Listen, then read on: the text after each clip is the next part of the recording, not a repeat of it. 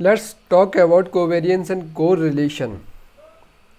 These are ways of measuring whether two different attributes are related to each other in a set of data, which can be very useful thing to find out. So let's talk about covariance. So imagine we have a scatter plot here, and maybe each one of these data points represent a person that we measured, and we are plotting maybe their age on one axis and versus their income on another axis. So each one of these dots would represent a person, so or say their x value represent their age and their y represent their income. Okay, I'm totally making this up, this is a fake data.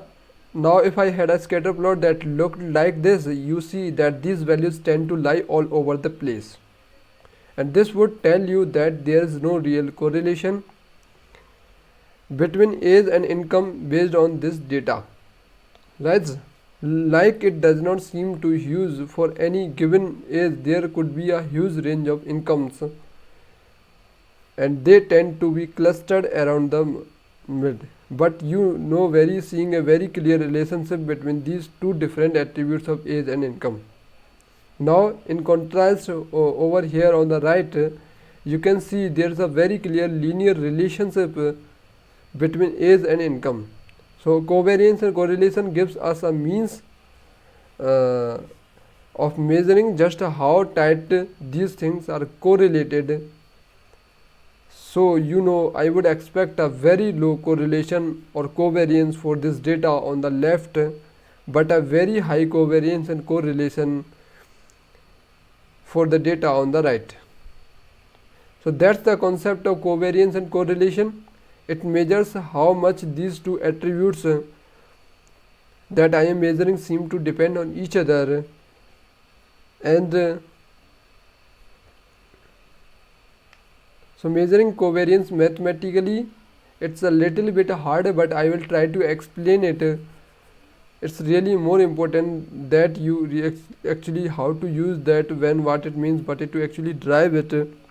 If you want to think of these attributes of the data as high dimensional vectors, what we are gonna do on each attribute for each data point is compute the variance from the mean at each point.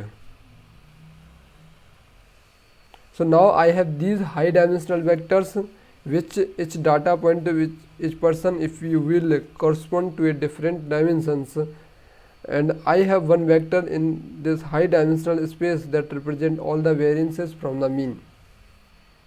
For say age for one attribute, and then I have another vector that represent all the variances from the mean for some other attribute like income. And what I do then is I take these vectors and measures the variances from the mean for each attribute, and I take what's called the dot product between the two. And mathematically, that's a way of measuring the angle between these high dimensional vectors. If they end up being very close to each other, that tells me that these variances are pretty much moving in locked step with each other across these different attributes.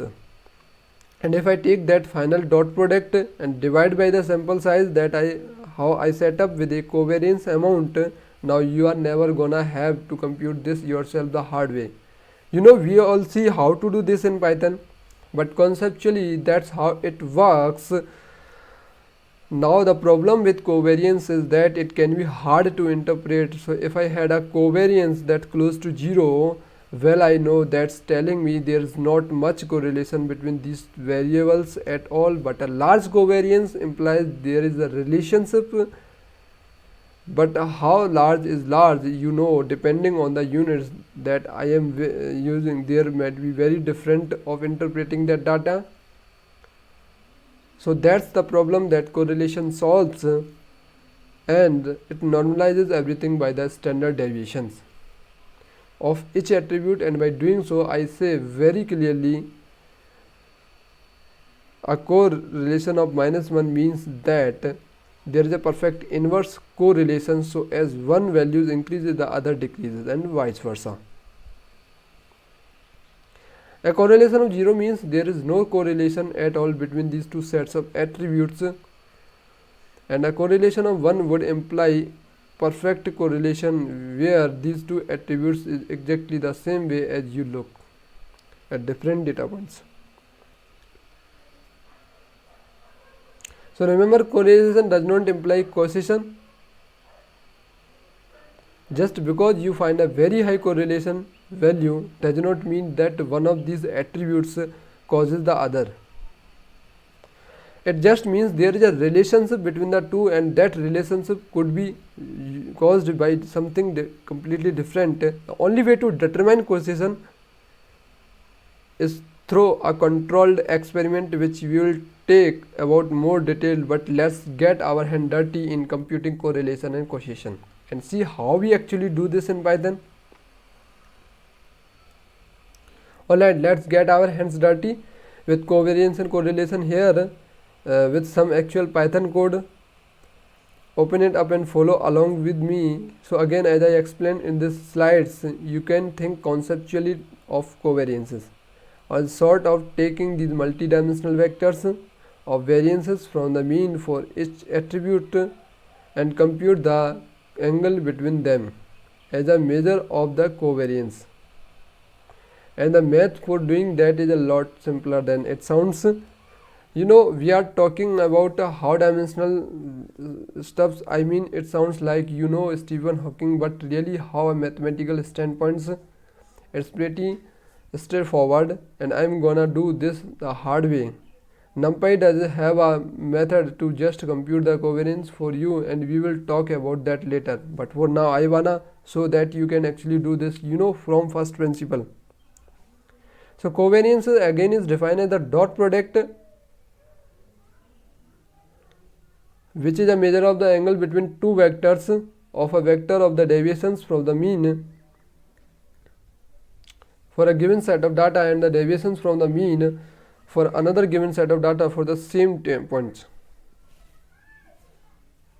And then we divide that by n minus 1 in this case, because we are actually dealing with a sample. So d mean or deviation from mean function is taking a set of data x, it actually lists, and it's computing the mean of that set of data. And there is a little bit of Python trick for you. The syntax is saying I am gonna go through in x, call it xi, between xi and the mean. X means for that entire data set. So this function returns a new list that represents the deviation from the mean for each data point. So my covariance function will do that for both sets of data mining n divided by the number of data points minus 1.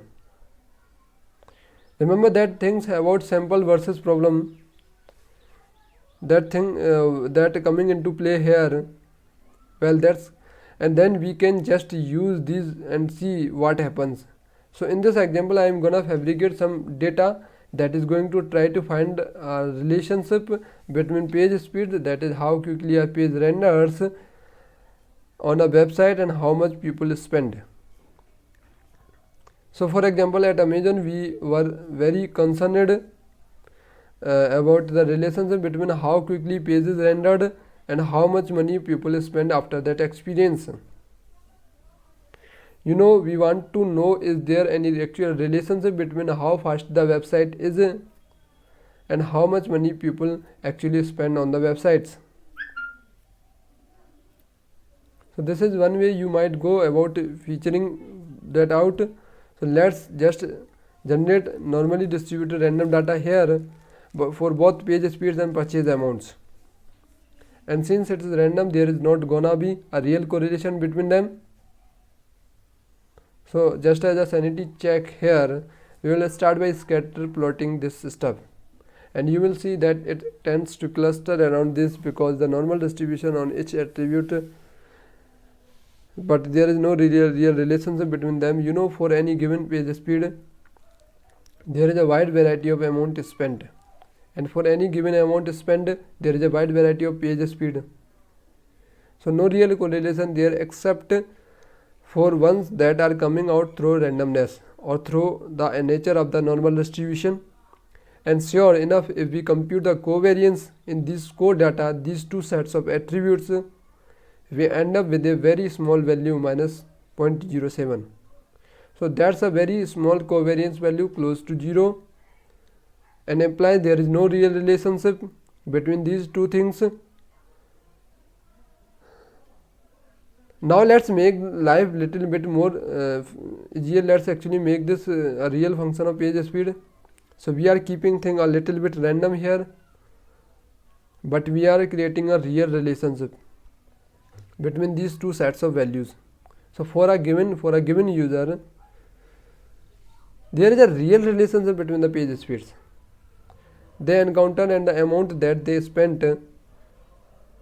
And if we plot that out, we can that there's actually this little curve here where things tend to be tightly aligned. Things get a little bit wonky down here near the bottom just because of how random things work out. But if we compute the covariance, we end up with a much larger value, minus 8, and it is the magnitude of that number that matters. The sign positive or negative just applies, but that value of 8 says, hey, that's a much higher value than 0, so there was something going on there. But again, it's hard to interpret what it actually means. So that's where the correlation comes in. So that's when we normalize everything by standard deviations. So again, doing that from first principles, we can take the correlation between two sets of attributes. Compute the standard deviation of each, compute the covariance of each, the covariance between these two things, and divide by the standard deviations of each data set. And that gives us the correlation value, which is normalized to -1 to 1, and we end up with a value of -0.4, which tells there is more correlation, some correlation between these two things in the negative direction. It's not perfect. It's not a perfect thing. You know, that would be -1, but there is something interesting going on there. And again, -1 correlation coefficient means perfect negative correlation, 0 means no correlation, and 1 means perfect positive correlation. Now NumPy can actually compute correlation for you using the core coef function. If we wanted to do this the easy way, we could just say numpy.corecoef, and what that gives you back is an array, and that gives you the correlation between every possible combination of the sets of data that you pass in. So the way to read this is the one replies there is a perfect between comparing page speeds to itself and purchase amount to itself, which is expected. But when you start comparing page speed to purchase amount or purchase amount to page speed, you end up with this minus 0.4005 value, which is roughly what we got. When we did it the hard way, there is gonna be little really, but you know it's not really important.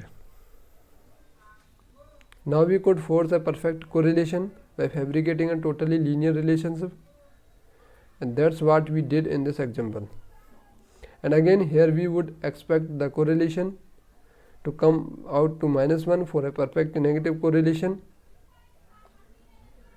and in fact that's what we end up with. Alright, so again a reminder, correlation does not imply causality. Just because people might spend more if they have faster page speeds, maybe that just means they can afford a better internet connection. Maybe that does not mean that there is people between how fast your pages render, how much people spend, but it tells you there is an interesting thing that worth investigating more. You can not say anything with running can experiment, but correlation can might. But experiment you might wanna run So get your hands dirty, roll up your sleeves. I want you to use the numpy.cov function. That's actually a way to get numpy to compute covariance for you. We saw how to compute correlation using the core function. So go back and rerun these examples just using the numpy.cov function and see if you get the same result or not. Okay, you should use the instead of doing it hard way with the covariance function that I wrote from scratch, just use numpy and see if you can get the same result. Again, it's just the point of this exercise is to get you familiar with using numpy and applying to its actual data, so have it.